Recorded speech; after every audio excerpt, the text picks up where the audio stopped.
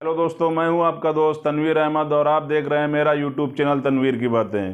दोस्तों, अभी हाल ही में 2 अक्टूबर गांधी जयंती के अवसर पर बिहार सरकार ने अपने राज्य के जातिगत जनगणना के आंकड़े पेश किए हैं। ये आंकड़े केंद्र की बीजेपी सरकार और राज्यों में बीजेपी सरकार को किस तरह विचलित करने जा रही है, ये हमारी वीडियो पे जो चर्चा है वो इसी बात पर है। दोस्तों, लोकसभा चुनाव 2024 में मोदी सरकार को घेरने के लिए इंडिया गठबंधन ने एक नया फार्मूला अपनाया है। वो ये है कि जातिगत जनगणना। दोस्तों, 2 अक्टूबर गांधी जयंती के अवसर पर बिहार सरकार ने अपने राज्य में जातिगत जनगणना के आंकड़े जारी कर दिए हैं। दोस्तों, इस जनगणना का जो उद्देश्य है वो यही है कि जिसकी जितनी भागीदारी उसकी उतनी हिस्सेदारी।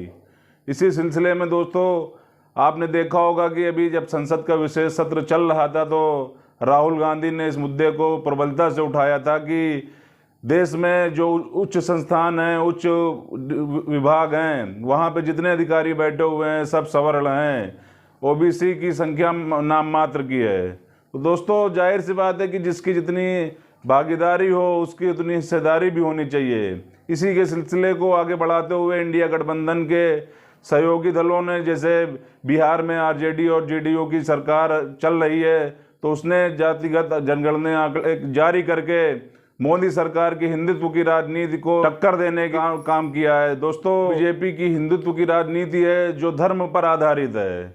अब इंडिया गठबंधन उसको जाति में रूपांतरित करना चाहता है कि धर्म की बात छोड़कर मतदाता वर्ग और जात की बात करने लगे। दोस्त, राहुल गांधी के वीडियो में देख सकते हैं कि उन्होंने इस मुद्दे को किस तरह से उठाया है। देश के सामने एक ही मुद्दा है, कास्ट सेंसस। ओबीसी कितने हैं और उनकी भागीदारी कितनी होनी चाहिए, ये हिंदुस्तान के सामने सबसे बड़ा सवाल है। अब जब मैं ये सवाल उठाता हूँ, बीजेपी के लोग कांपने लग जाते हैं, नरेंद्र मोदी जी भाग जाते हैं, अमित शाह जी कुछ और कहते हैं, हिंदू मुस्लिम कहेंगे, नफरत फैलाने की कोशिश करेंगे, और कांग्रेस पार्टी की हिंदुस्तान में सरकार है, पहला काम ये हम करके दिखाएंगे। इंडिया गठबंधन का बिंदु यही है कि अगर हमारी सरकार केंद्र की सत्ता में आती है तो पूरे भारत में जातिगत जनगणना कराई जाएगी और जातियों के हिसाब से लोगों को आरक्षण दिया जाएगा, लाभ दिया जाएगा। दोस्तों, जैसा कि आप जानते हैं कि जो आंकड़े आए हैं उसमें सबसे ज़्यादा जो संख्या है वो ओबीसी वर्ग की है। बिहार में 63% ओबीसी जो है जनसंख्या है और उनका जो आरक्षण है वो मात्र 27% है। इसी तरह देखा जाए तो सवर्णों की संख्या मात्र 10% है। आर्थिक पिछड़ापन का आरक्षण दिया जाता है वो भी 10% ही है। तो दोस्तों, एक तरफ 10% जनसंख्या को 10% आरक्षण दिया जा रहा है, मगर 63% की जनसंख्या वाली पिछड़ी जातियों को मात्र 27% ही आरक्षण दिया जा रहा है।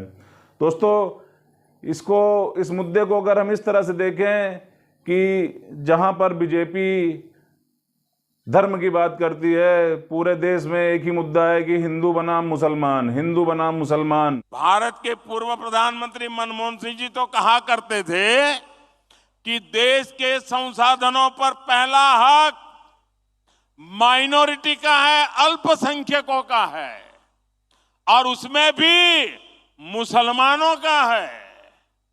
अब कांग्रेस कह रही है कि आबादी तय करेगी कि पहला हक किसका होगा। क्या सबसे बड़ी आबादी वाले हिंदू अब आगे बढ़कर अपने सारे हक ले लें क्या?